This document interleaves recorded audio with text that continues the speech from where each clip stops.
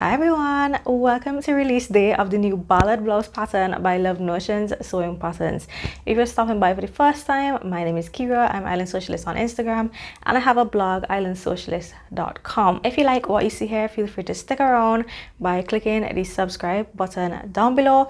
Also, don't forget to thumbs up this video if you enjoy watching. If you are a Love Notions maker, you've probably been anticipating the release of this fun new Ballad Blouse pattern. We've been dropping hints all over social media and majority of you have been super excited, just as we are, about this new pattern. This is a blouse that has a very special feature: shirring. Stay tuned.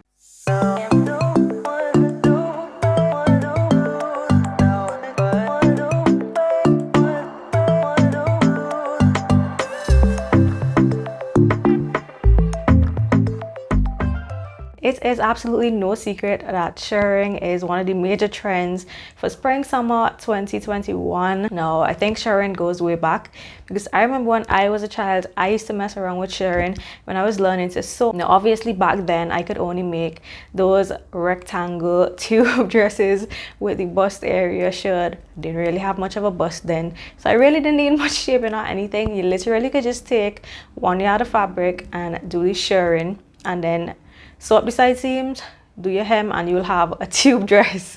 So that is the only experience I've really had with shirring until this pattern, and it feels so good to be able to crank out an actual blouse this time with the shirring detail. I'm seeing it all over the shops. I'm also seeing it in a lot of sewing patterns coming out, so it's totally trending right now. I promise it is not difficult at all. The way that Tammy has designed this pattern, I think the shirring portion is pretty foolproof. So let's get into it. If you're not a fan of shirring, please don't click off this video because guess what? This pattern has a different option for you as well. I know some of you are going to be super happy for the gathered option because I know that shirring can irritate your skin if you have sensitive skin. I am a fan of shirring. I love shirring. I can't see myself ever making this blouse without the shirring element. To me, that is just what makes it special. It is a button down blouse, which means it's really easy to get on and off. I did do something cheeky and get into that later down in the video. There are 5 sleeve options, guys. So we have sleeveless, we have short sleeve with a cuff, we have this puff sleeve with the ties, which is the one I made. You have a bishop sleeve and a flutter sleeve as well. Now, if you love the Rhapsody pattern, you're absolutely going to love this pattern. There are some differences though between this and the Rhapsody. If you're thinking, I already have the Rhapsody so I don't need this, you need this. This one has a button placket. Of course, it has that shirring feature. The sleeve options are different, and so is the back. This is not sitting on my mannequin properly because this is way too big for my mannequin. However, the back gathers all the way across as opposed to pleats like the Rhapsody does. The back yoke is applied using the same brutal method. The side seams are finished with front seams as well. The Ballad Blouse pattern comes in sizes extra small to 5X, and you also have your full bust option. I made size large graded to extra large hip. I actually did not make any length adjustments this time. You guys know I usually chop off some inches around the waist area. This time the waist hit me spot on, and I just really wanted a longer flowy blouse that was really easy to throw on over any kind of shorts or jeans. I could do a little side tuck. So this is pretty much as is, with the exception of grading at the hip. Now, I was a tester, and let me tell you, we worked super hard to perfect this pattern for you guys. Tammy put in a tremendous amount of work, making changes, testing out different plackets, testing out different shirring panels. The whole works. So I promise you, you are going to absolutely love this blouse pattern. It is such a nice twist on a button-up shirt. Now, personally for me, I don't really have a need for like a classic, super traditional button-up shirt with long sleeves and a cuff and all that jazz. I really don't have need for that right now. So if you notice, anytime I make a button up, it's usually something a little bit more fun and a little bit more casual. So this is the perfect pattern for me. This is like dressy casual. I made the puff sleeves with the little tie, which is just super cute. The ties are made from bias binding. Obviously you can make your own to match your fabric, which is what I recommend doing. I use store-bought, so it's a little bit stiff. The reason I use store-bought is because I really wanted to use navy and I didn't have any navy fabric on hand, so I just opted to use my navy bias binding instead. That is store-bought. So it's a little bit stiff and it's actually a little bit thinner than I think your ties would be if you were to use homemade bias binding, but I still really like how it looks. I love the fact that it's so thin. The fact that it's a little bit stiffer, so they stick out a little bit, makes them super easy to see because this is a dark color, so it may not show up as well, but because they're so sticky outy, it's easy to see them. And when you tie it, you do see that nice little slit on the sleeve. Super cute. I think I'll probably make puff sleeves every single time I make this pattern. I just really like the puff sleeves, you guys. It's something different and I just think it goes really nicely with the Shirring.